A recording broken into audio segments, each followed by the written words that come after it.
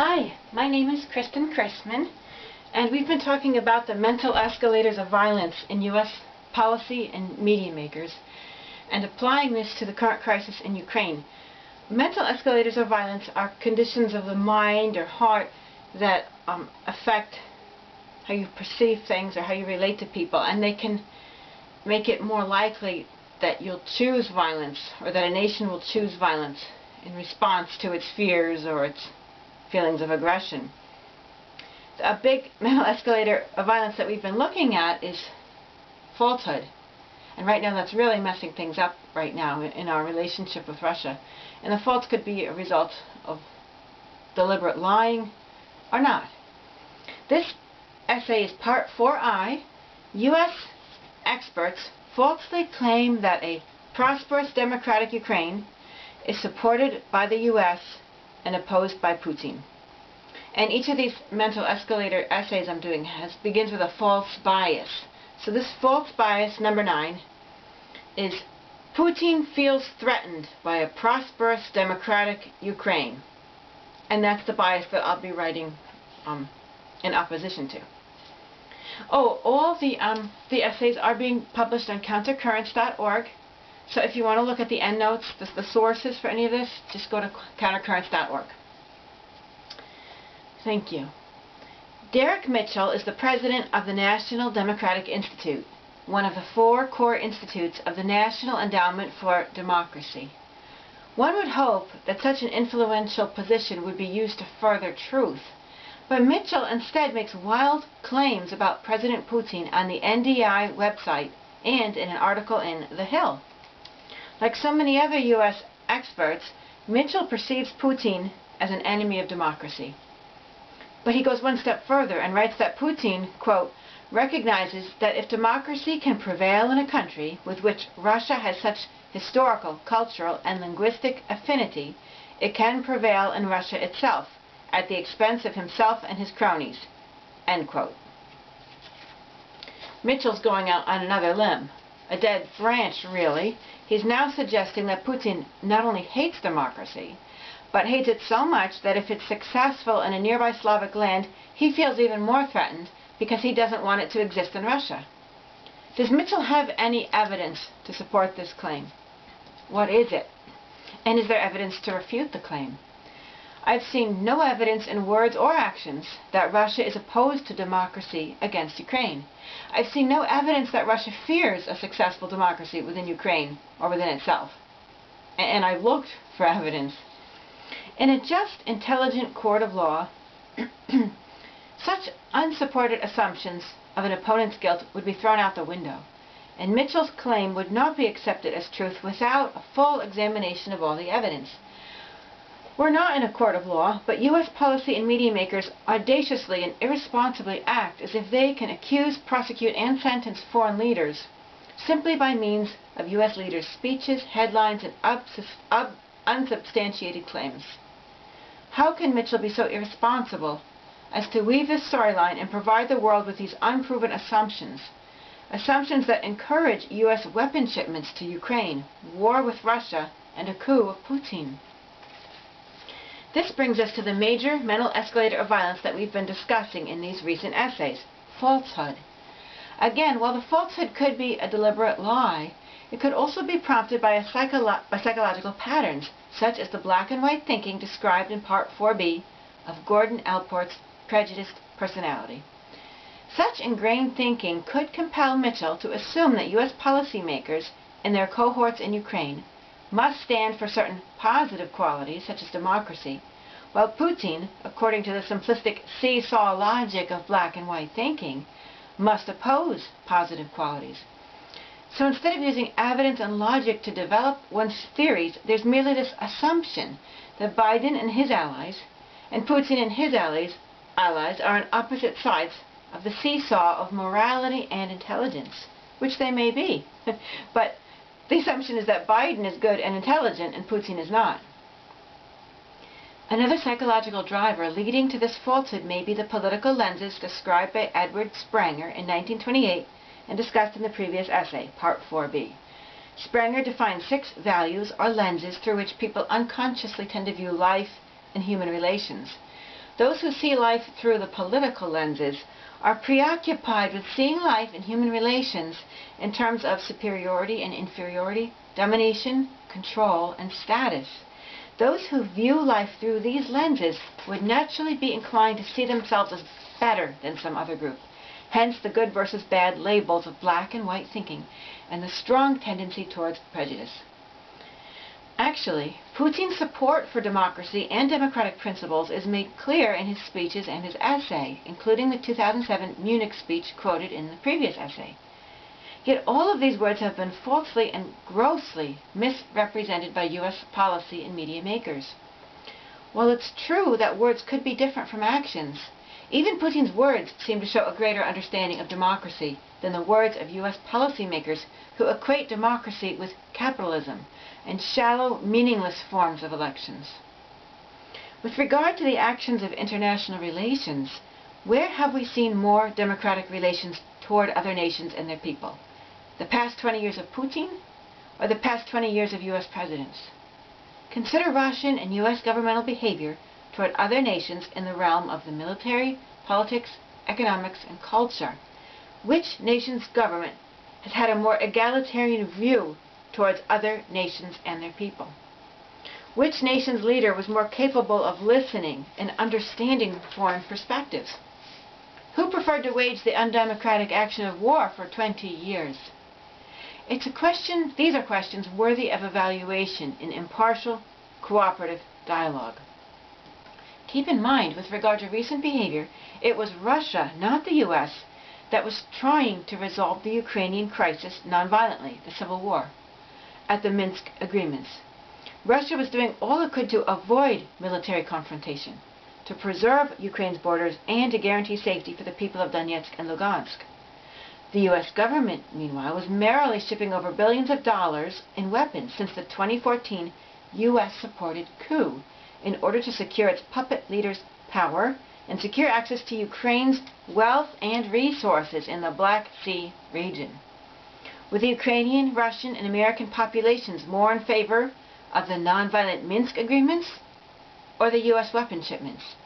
Did anyone ask them?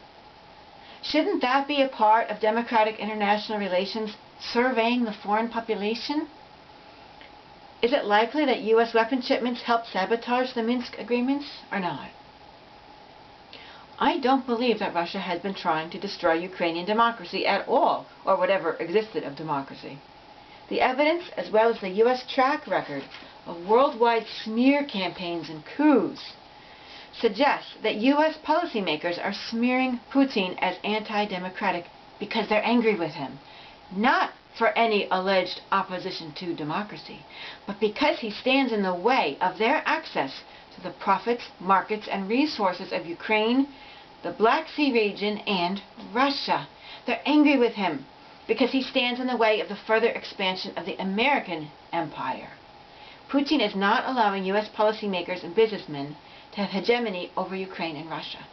Personally, I believe this is why U.S. policymakers are angry. In order to examine the facts and motivations intelligently and fairly, the entire issue of the smear campaign, complete with libelous statements made by U.S. experts, should be examined promptly and impartially in national and international hearings. In addition to claiming that Putin doesn't want democracy to prevail in Russia, Mitchell writes in The Hill, quote, "There is no greater threat to Putin than a prosperous, pluralistic, and democratic Ukraine," end quote. This sentence is an utter joke. In previous essays, I've already addressed these accusations against Putin of being anti-democratic. So let's primarily focus on the other two words, prosperous in this essay and pluralistic in the next. Since its departure from the USSR, Ukraine's prosperity has plummeted, thanks largely to internal corruption, including corruption during the rule of the US-supported Zelensky. As Putin points out in his July 2021 essay, Ukraine has become one of the poorest nations in Europe, thanks to the actions of the Ukrainian government. Ukraine's decline into poverty is a source of great pain for Putin, not pleasure. Putin speaks again in detail in his February 21, 2022 speech about Ukraine's great poverty, which has resulted from the corrupt Ukraine's government embezzling the people's money and from the activities of Western profiteers. Quote from his speech: according to international organizations, in 2019, almost 6 million Ukrainians, I emphasize, about 15%, not of the workforce, but of the entire population of that country, had to go abroad to find work. Most of them do odd jobs. The following fact is also revealing. Since 2020, over 60,000 doctors and other health workers have left the country amid the pandemic. Since 2014, water bills increased by a third, and energy bills grew several times, while the price of gas for households surged several dozen times. Many people simply do not have the money to pay for utilities. They literally struggle to survive.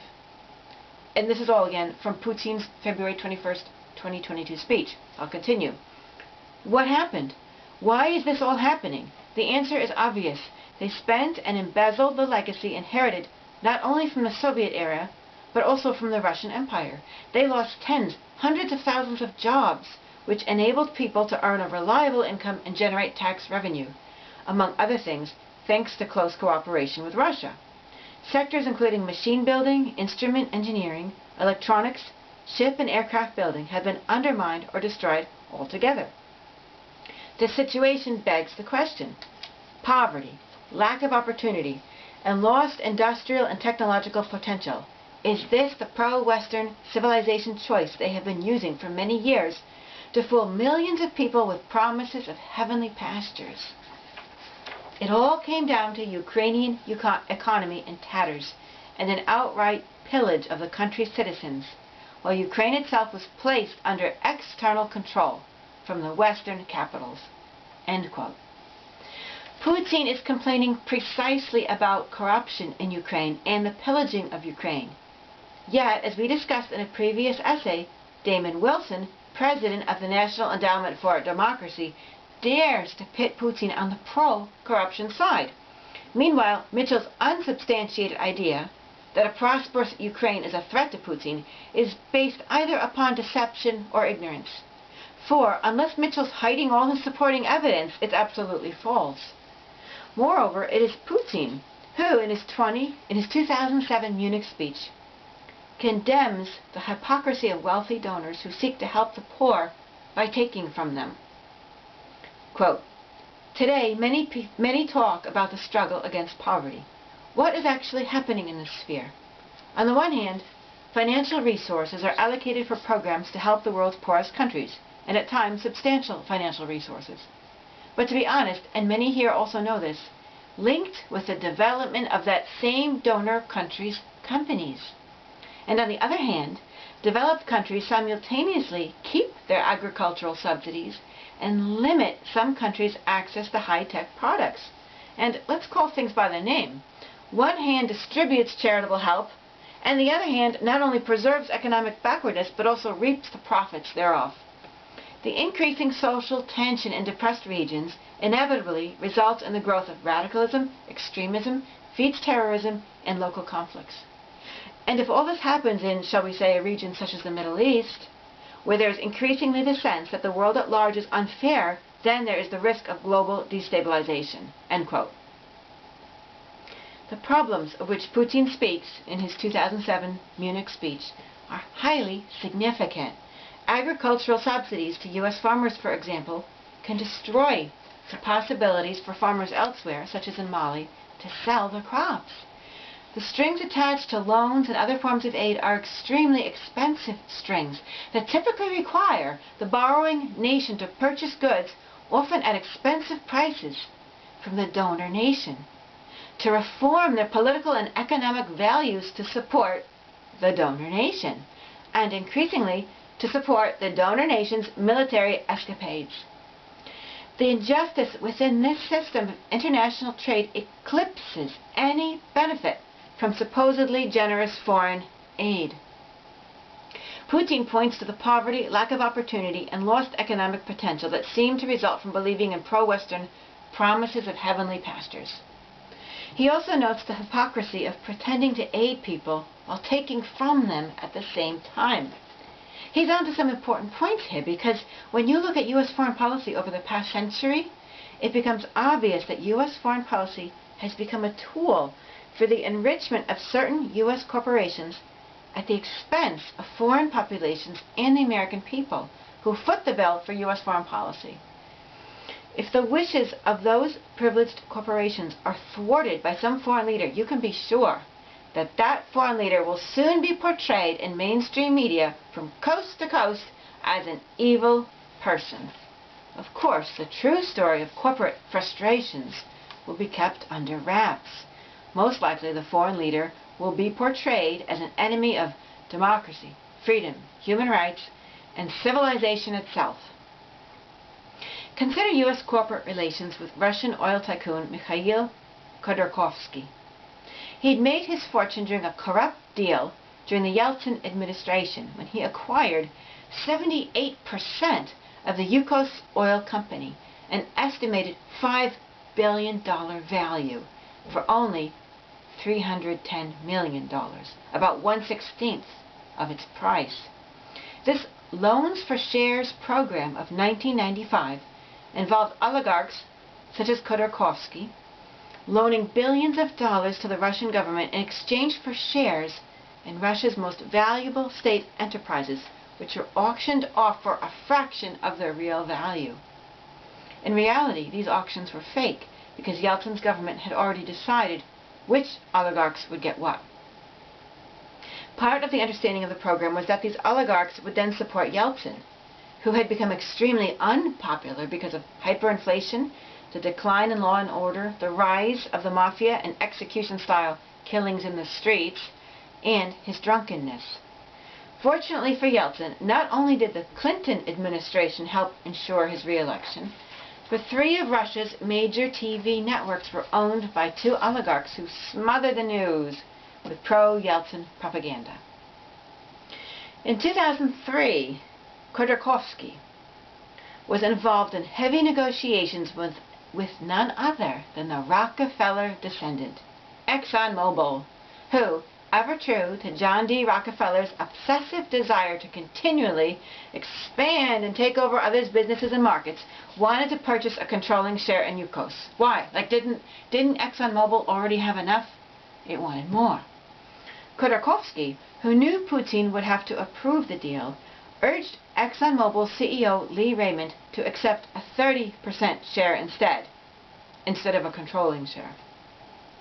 Incidentally, as is typical for these social and business circles, Raymond later became a member of the board of J.P. Morgan Chase & Company. On October 2nd, 2003, the New York Times ran an article, "Exxon may offer $25 billion for 40% of Yukos," as if equating the decision to accept large-scale foreign investment in Russia's natural energy resources with the moral goodness, friendliness, and economic astuteness of Russia's government, and as if equating ExxonMobil's economic growth with Russia's economic growth. Reporters wrote, quote, "A successful outcome of this negotiation would send a clear signal about the willingness of Russia's political leadership to accept large-scale foreign investment in a key natural resources group and plans to boost economic growth in spite of national security reservations." End quote. Lee Raymond, the CEO, decided to meet with Putin himself. During the meeting, Putin, to make sure he understood Raymond correctly, asked whether Raymond was suggesting that after the sale, if Putin wanted to make any changes regarding Yukos, he would need ExxonMobil's permission. Raymond responded that that was correct. Reportedly, Putin was highly repulsed by Raymond's response, his attitude, and his arrogance. Later that same month, on October 25th, 2003, the Russian police, armed with machine guns, stormed Khodorkovsky's private jet and sent him to Siberia for about a decade and a half. If you look at U.S. foreign policy towards any nation that nationalized U.S. oil companies, such as Iran, Iraq, and Mexico, Or like Venezuela, that's rejected U.S. investment proposals in its natural resources, or made contracts with other nations instead, there's a predictable pattern. That nation's leader becomes U.S. policymakers' enemy number one. In fact, Russia was the first to nationalize a U.S. oil company in 1917, when the Bolsheviks came to power.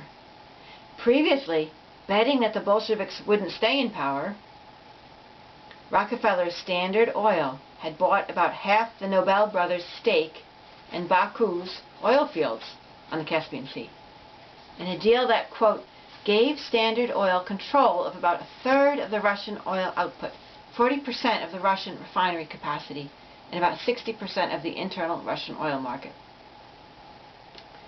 I'd bet that Standard Oil had the ear of the government, the U.S. government, not only because of the century of tight Rockefeller ties with U.S. policymakers, tight and persistent Rockefeller ties, but because promptly thereafter, between the years 1918 to 1920, the U.S. government under President Wilson, a fan for intervening militarily in foreign nations, sent more than 12,000 U.S. troops to Russia to take part in its civil war and try to keep the Bolsheviks from power.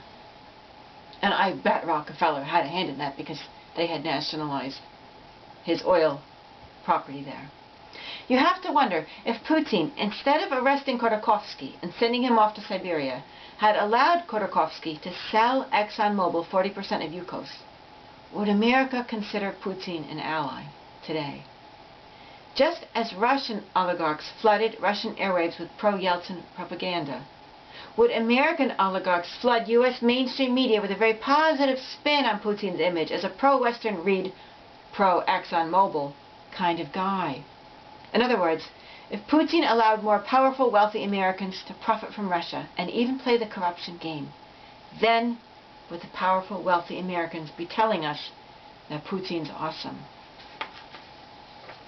Putin is condemned by U.S.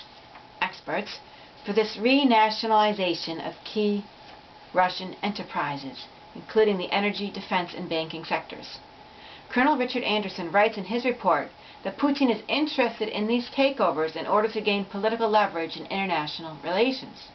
He considers this to be a result of the Soviet education and disdain for the private sector. For some reason, it doesn't occur to him, to Anderson, that Putin, and probably the majority of Russians, doesn't want a foreign company to profit off Russia's resources to enrich itself at Russia's expense or to gain political leverage over Russia itself. In fact, it was a smart move to prevent the sale to ExxonMobil. Just look at how the U.S. made the rules in Iraq so that foreign corporations could take all of their profits out of Iraq. Look at how Nixon and Kissinger were concerned that, after a coup in impoverished Bolivia, Gulf oil might be pressured to share more of the wealth it was taking from Bolivia with poor Bolivians. And U.S. experts have the audacity to suggest that the U.S. government actually cares about the foreign poor, and that Putin doesn't? Doesn't it make sense that Putin wouldn't want Khodorkovksy to sell to ExxonMobil? Such a sale would not have enriched Russians one bit, except for Khodorkovksy. You can bet it would have been an exploitative relationship. Are we supposed to assume ExxonMobil, the company that suppressed factual evidence on the effects of fossil fuels on climate change in order to save its own profits, was selflessly making a deal that would help Russians more than itself? If U.S. oil companies' business deals abroad are so selfless and fair, then why are foreign nations so eager to nationalize? It's because they feel exploited by the U.S. oil companies' self-serving arrangements. It's because they don't like how U.S. corporations use their economic leverage to meddle in the internal political affairs of host nations. The condemnation of Putin for seeking political leverage is also entirely hypocritical. The U.S. government uses financial and economic leverage all the time to bully other nations around. Look how it sanctions nations literally to death to get them to do what it wants. Look how it deliberately made the economy scream in Chile, just as President Nixon wanted, in order to create unrest in Chile and the groundwork for the coup against Salvador Allende, who'd nationalized the U.S. Copper Company. U.S. policymakers are the kings of economic manipulation. But, hypocrites that they are, they consider any attempt by Putin to gain some leverage in foreign policy as ominous, sinister, and entirely inappropriate. Don't forget, as Gerald Sussman points out in the monthly review, backgrounds and connections of the National Democratic Institute and International Republican Institute, two core institutes within the National Endowment for Democracy, are closely tied with the right-wing American Enterprise Institute and Fortune 500 energy, weapons, media, and automobile companies, including ExxonMobil and Chevron Texaco. In fact, the Union of Concerned Scientists documents that in the years 1998 to 2006, ExxonMobil made $115,000 in contributions to the International Republican Institute. And in the years 1998 to 2014, ExxonMobil made $3,770,000 in contributions to the American Enterprise Institute, $830,000 to the Heritage Foundation, and $800,000 to the Manhattan Institute. ExxonMobil also is a major donor to the German Marshall Fund, which initiated the Alliance for Securing Democracy, an organization committed to the downfall of Putin, as discussed in the previous essay, Part 4E. The connections between ExxonMobil and U.S. foreign policy were made even more blatantly clear by President Trump's appointment of ExxonMobil's CEO, Rex Tillerson, to the position of U.S. Secretary of State. The appointment really just made obvious the tight connections that were already there. Moreover, ExxonMobil, along with several weapon manufacturers, contributes to the Center for a New American Security, whose CEO was Victoria Nuland, until she became President Biden's Undersecretary of State. John D. Rockefeller believed in owning every organization in the chain of the fossil fuels operations, including companies that drilled, refineries, and railroads. Owning government, owning media, owning petrochemical companies, and controlling foreign policy are the natural developments of Rockefeller's overall mission. Under God, indivisible, with liberty and justice out the window. Instead of writing fiction that Putin's pride is Ukraine's poverty and the resurrection of the Russian Empire, why not hold public national and international hearings regarding the role of the U.S. government and Americans in pillaging Ukraine, in pillaging Russia under Yeltsin, and in keeping poor nations poor through these ridiculous, hypocritical programs to help the poor? Once again, I think Putin's ideas are right on the mark, and U.S. experts are either too ignorant to understand, or they're too scared of his intelligence and honorable intentions, for they see that he's bringing up important topics never raised by U.S. presidents. Has any U.S. president ever criticized U.S. foreign aid for its expensive strings that help wealthy U.S. corporations? Has any U.S. president questioned the morality and justice of the way in which U.S. corporations use the U.S. government to serve their needs in the crafting of U.S. foreign policy? Or is every single U.S. president too much of a purchased puppet to speak out of line and against corporate wishes? Is this why only Putin can speak against the practice? Is this the real reason why Putin's a threat? And this concludes Essay 4I. Thank you very, very much for listening.